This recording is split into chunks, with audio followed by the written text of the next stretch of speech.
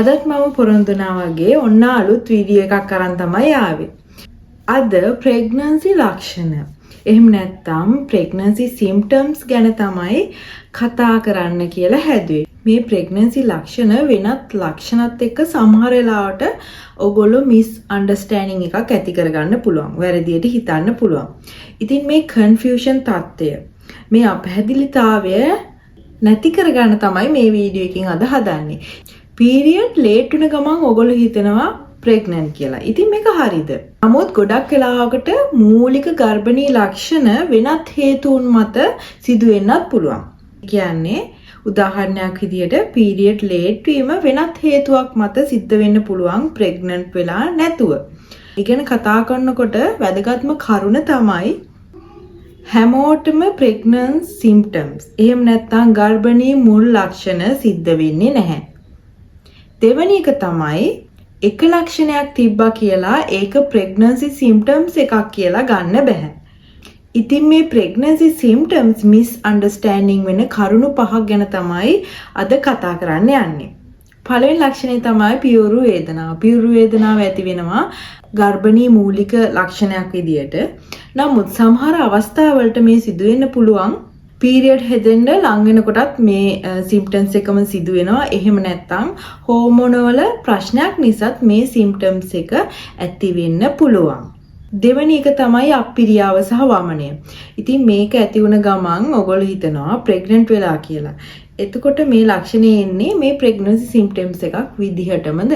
එහෙම නැහැ. සමහරවිට ඔයගලන්ට ගෑස්ට්‍රික් පේන්ස් තියෙනවා නම්, ස්ට්‍රෙස් එක වගේ තියෙනවා නම්, එහෙම නැත්නම් යම්කිසි ඔබ ගත්ත ආහාරයක විෂවීමක් මත මේ වමනය ඇති වෙන්න පුළුවන්, ඔක්කාර ගතියක් වෙන්න පුළුවන්. ඉතින් යම්කිසි වෙනත් හේතුන් නිසාත් මේ දේ ඇති වෙනවා. එතකොට ඔයගොල්ලෝ මේ දෙකේ වෙනස හඳුනා ගන්න ඕනේ.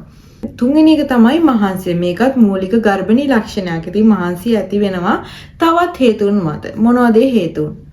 හොඳ නිින්දක් නොමැතිවීම නිසාත් මේ මහන්සිය නිතර ශරීරයට දැනෙනවා. ඒ වගේම අයන් ශරීරයේ අයන් තත්ත්වය අඩු වුණාමත්, අයන් ලෝ වුණාමත් මේ මහන්සිය නිතරම දැනෙන්න පුළුවන්.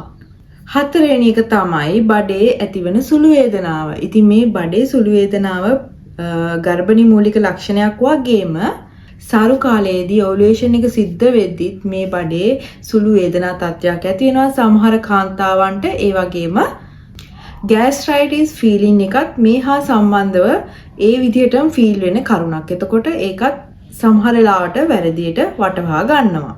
අනිත් කරුණ තමයි අපි හැමෝම කතා වෙන මේ mood change.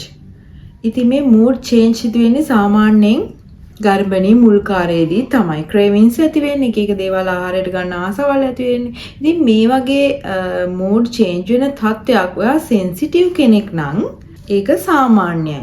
pregnancy එකදී වගේම period ලඟ වෙද්දිත් මේ mood change ඇති වෙනවා. ඉතින් මේවා හරියටම වෙන් කර හඳුනා ගන්න ඕනේ. මතක තියාගන්න pregnancy ලක්ෂණ එකක් තිබුණා කියලා හරියට pregnant කියලා තහවුරු කරගන්න බෑ. හරියටම pregnant කියලා තහවුරු කරගන්න නම් period නියමිත දිනට හැදුන්නේ නැත්නම් දින 5-7 අතර කාලයක් තුළ මේ urine test එක කරන්න. ගෙදරදී කරන ටෙස්ට් එක හරි එහෙම නැත්නම් ලැබ් එකට ගිහිල්ලා හරි මේ ටෙස්ට් එක කරන්න. අන්න එතනදී ඔයගොල්ලන්ට හරියටම තහවුරු කරගන්න පුළුවන් ප්‍රෙග්නන්ට්ද නැද්ද කියලා.